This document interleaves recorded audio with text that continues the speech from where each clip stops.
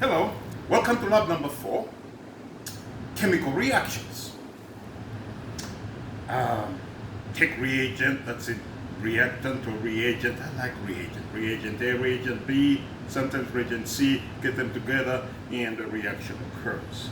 And we'll visualize that the reaction has occurred by seeing some evidence, some change. It might be color change, temperature change, or anything like that.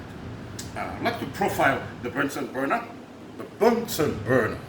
So what we have here is, of course, when I examine the tube, make sure it's wholesome, no holes. And once you do that, you hook it up to the port, the main gas line, and then you're ready to go. There's a fine adjustment of the flame down here, and then the air intake, oxygen intake goes in there. All right, so open the gas, and then with some lighter system, there we go. Now you can actually change the color of the flame by limiting the oxygen intake. It goes more yellow, and that's not so good, it's not so hot, produces soot.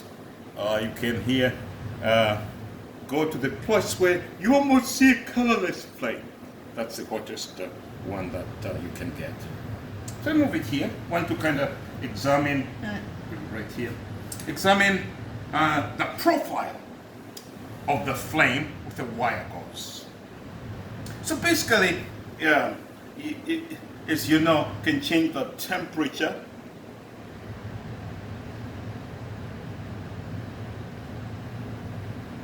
Let me get it a little hotter here. Right, increase. It's kind of blowing in here, so let me increase. All right, that's a good flame. Wire gauze. Takes time, of course, to heat up. You can see the red appearing on the outside, and then I want you. Let me get it to get hot first. So what you can see is you can move it up and see what color changes you get as you move up, and then as you go down, you can see the color changing, especially in the middle there, and that profiles the temperature.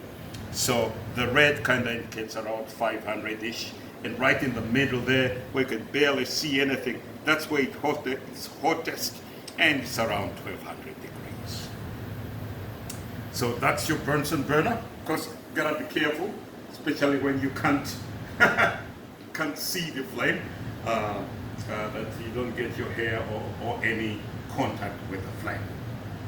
Common sense issues. Moving along, I think the next thing is to profile dry ice. Dry ice is carbon dioxide solid. And so here is a pellet of dry ice, kind of containing some, it accumulates water from the atmosphere. I'll put in the test tube, and then I'll light up one of these and then put it in.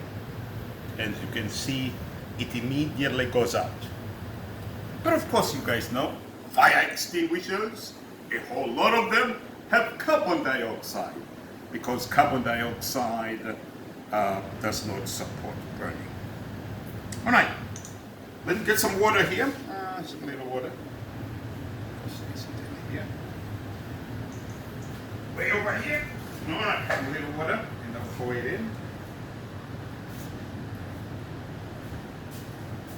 What you see here is that, yes, dry ice is subliming, but you can barely see it. Now if I put in some water, there's a big change. What did the water do to cause what you are seeing? And of course, nothing has changed here. It's still the same in terms of what happens. All right, so let me get this out of a test tube. Put it in there. And the next thing we're supposed to observe is what happens when I take litmus paper So what we have there is carbon dioxide, dry ice in water. Come out, my friend. There you go. That's this color. Put it in there. There are two kinds of litmus paper that we like to examine. Here's the other one. This one is blue.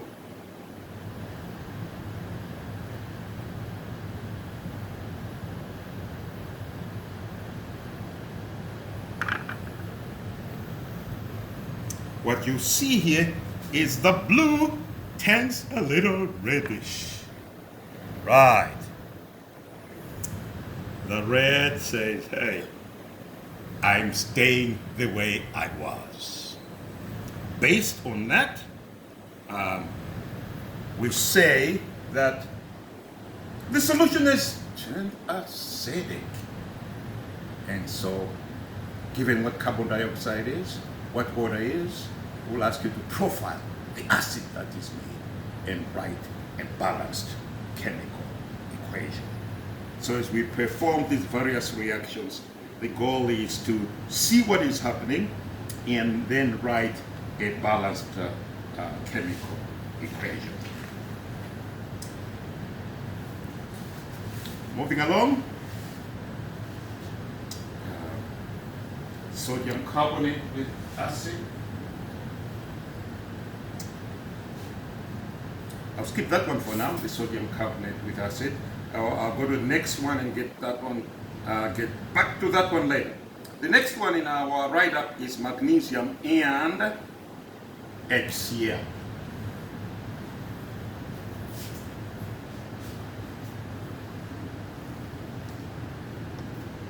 Where did I put that?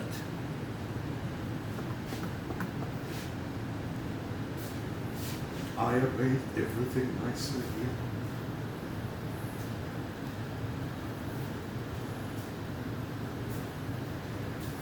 Aha, here it is. Get my corner here.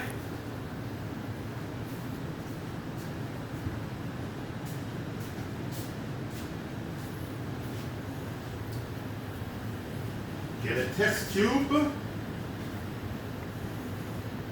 Put in my HCl.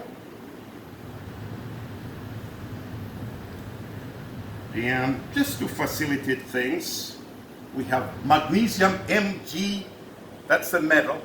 It's in powder form. That gives us just a larger surface area.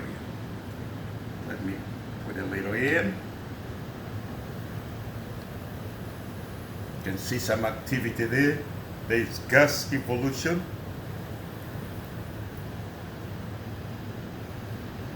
And then, watch what happens. Make sure I'm pointing away here. Did you see that?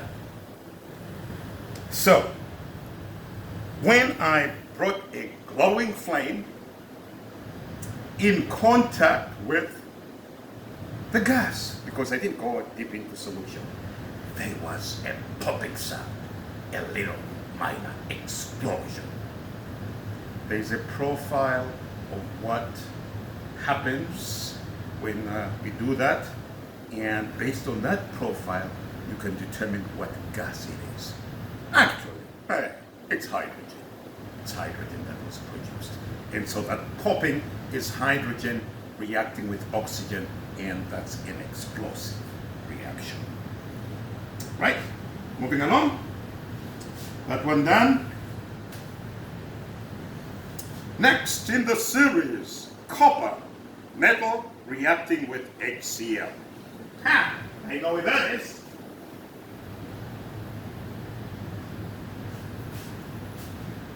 Here's copper foil. Yeah. And I put in HCl here. And I put this in 2 hours ago. And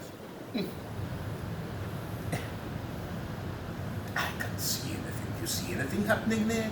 So sometimes we observe no reaction. So this is copper in contact with the HCl aqueous. Next, I have over here. This one I'm gonna do in the wood because of the toxic gas that's produced. So I'll go here, add nitric acid.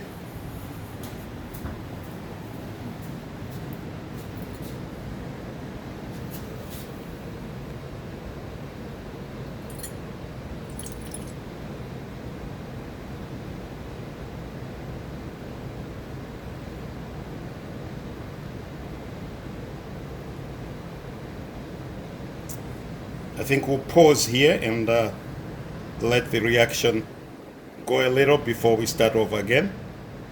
Yeah. Give it a little time and see what we have. It was a clear solution. Now the solution is turned blue. What does blue mean? There is a profile of a sheet that tells you what things mean. And then I want you to observe that there is a brown gas that is produced. And the identity of that brown gas is given in the write-up. So based on that, can you write a balanced chemical equation of what is occurring? This one, it's a little bit challenging. So if you get stuck a little, that's okay. All right, moving to the next one. Sodium reacting with what? Sodium metal. So I'll go over here. I'll get myself a larger beaker.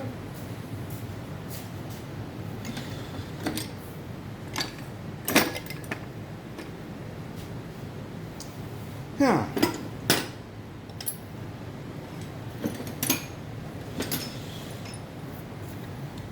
Get myself some water.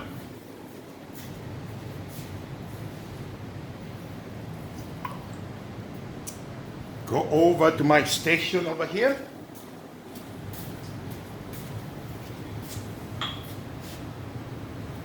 I've been requested to add a few drops of phenolphthalein. Can you spell phenolphthalein? It took me years to spell phenolphthalein. All right. Few drops. What is a few drops? 2, 3, 4. Doesn't really matter.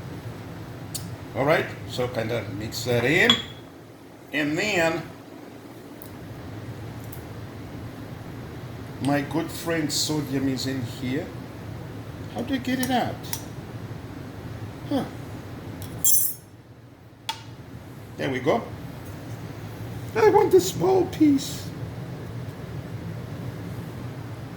And then I'll put that in.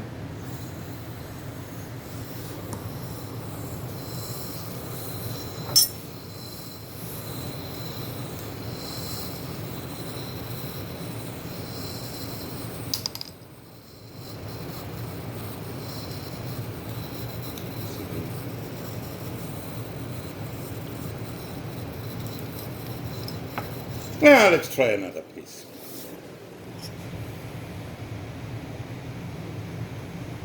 Not too big because that can be disastrous. I think I got a good one now. Dancing around on the top there. Clear evidence of some gas evolution. All right, that's sodium metal reacting with water. And then want also to observe that the water or the solution turns pink. So let me ask you this. Sodium metal, if it's reacting, what could it generate? Well, sodium metal can only be the sodium ion. And with that, be able to figure out everything else. Let me put back my metal here, back in the container.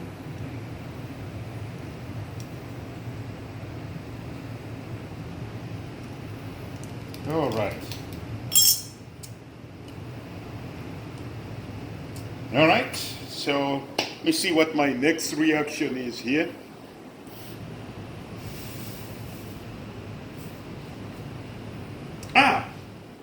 Hydrogen peroxide using manganese catalyst.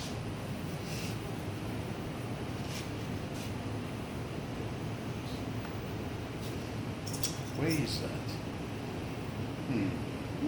These things in order. So let's pause until I find hydrogen peroxide, H2O2.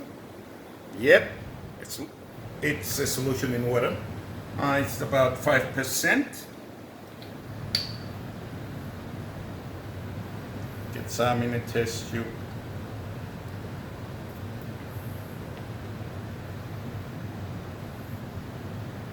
Manganese dioxide, that's the catalyst. It means it helps propel the reaction forward, but doesn't get consumed in the process. About that much. Make sure it's pointing away from everybody else. See the reaction. Suddenly gas evolution. I'll kind of hold it here so I can drop the gas a little. Get my burning splinter. Come on now. I just want one. Get that to light up a little. Now, I want it to be glowing.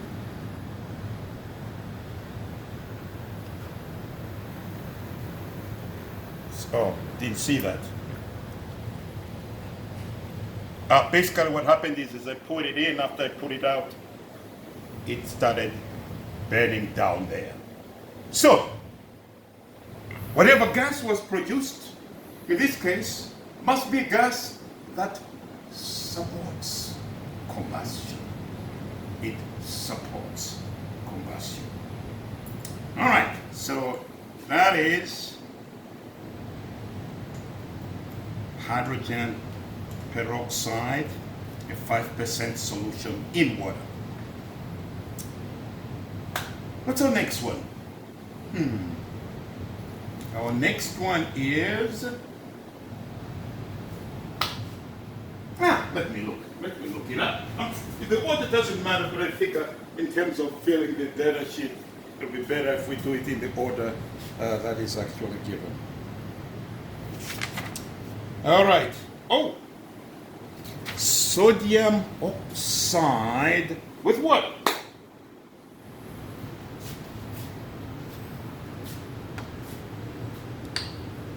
Na2O. That's an ionic compound. It means we have an oxide ion O2 minus. And this calls for some phenolphthalein as well. Yeah. Should have put just a few drops, but all right. And then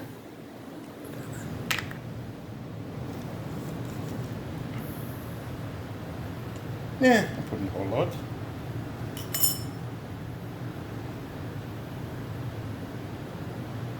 So some reaction is occurring. So we have that as Na2O, sodium oxide. And then you want to note here, in terms of what we see, we don't see any gas evolution.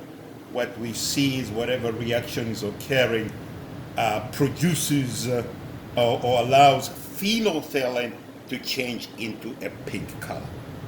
So again, on the page of these reactions, it will say what that means. Just means the solution tastes basic, and you produce hydroxide ions. And then that should be the hint that should allow us to write the balanced chemical equation in that case. We are almost there. All right. Next is ammonium chloride. You guys know your polyatomic ions. One of the more famous ones is the ammonium.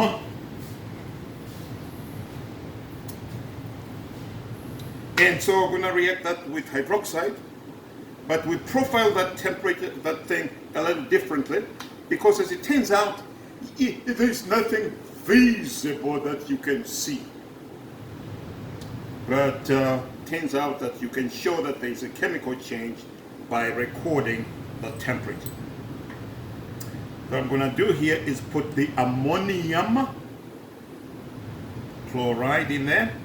It says 3 or 4 mils. Yeah. There we go. And I have here a data logger. And I've connected to it a temperature sensor.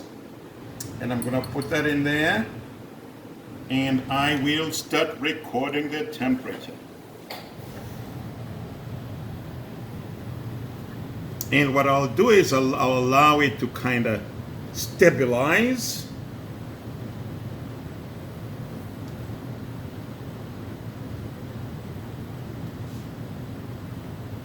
And I'll just stop it and start again. So there we go. And then while that is occurring, continue recording the screen there. Okay. I'm going to add some sodium hydroxide. There might be a slight dip in temperature because the two solutions are not at the same temperature.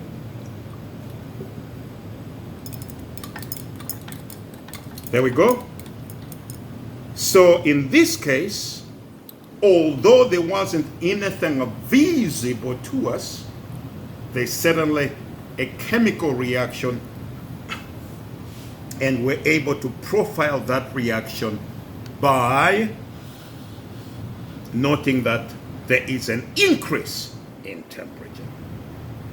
And in the lab, Maya say, can you smell some ammonia? And it turns out in this case, you know the ammonia smell from Windex or those window cleaners. And it turns out, you can point at me here. Yeah, sure. Yeah. Turns out there is an ammonia smell. You're supposed to just go, just a little bit, so you're not woofing. So there is an ammonia smell. So two things. We did observe an increase in temperature, and trust me, there is an ammonia smell. Moving along, metals and metallic ions. I have those set up here. Just for interesting sake, I have these labeled as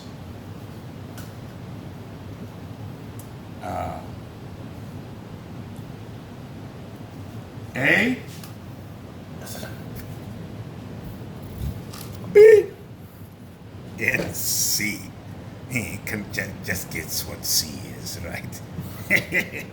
So sometimes it's hard to but anyway, and then I have A with an A nitrate solution.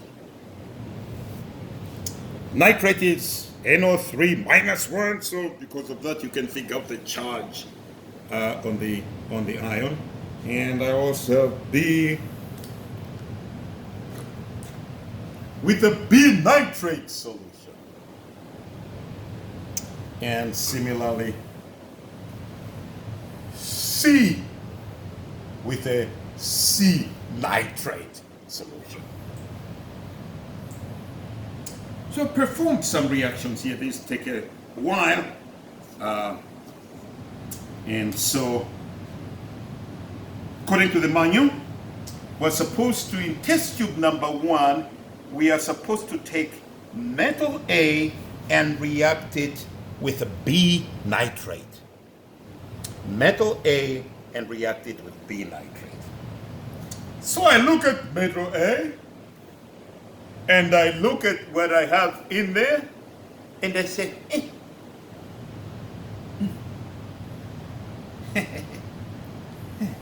So sometimes there is no reaction. All right, moving along to number 2. Number 2 calls for B, and we're supposed to hook that up with C nitrate. And you can see the metal B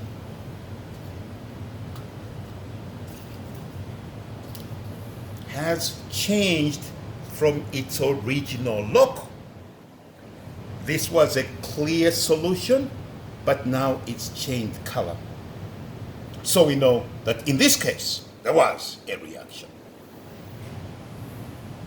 Moving along, what's my number 3? Number 3 is B with A nitrate. B, metal B with A nitrate. And so, where's my B?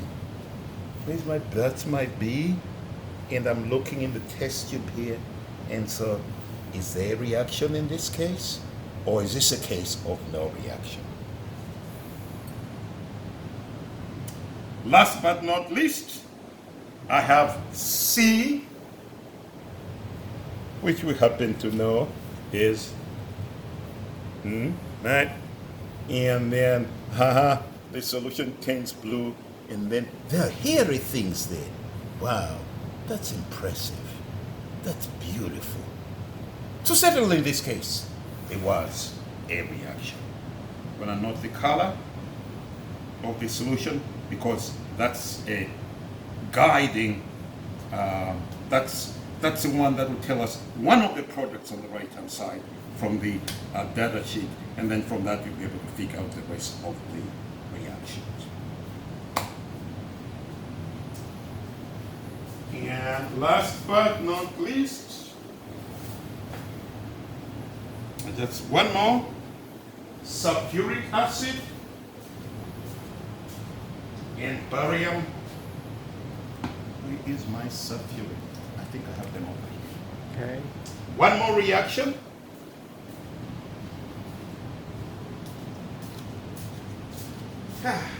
Life is good. That happens to be sulfuric acid, H2SO4. Gotta know your acids. And also know whether they're weak or strong. Sulfuric acid is a strong.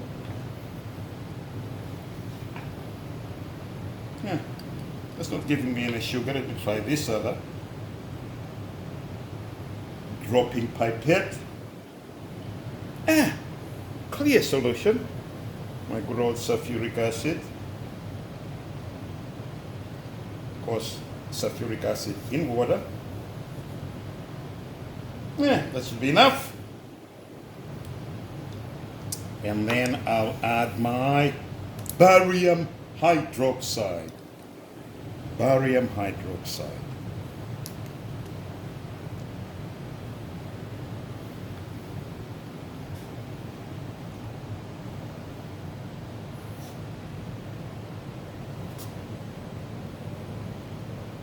Hey, it's melting sort of. Something happens.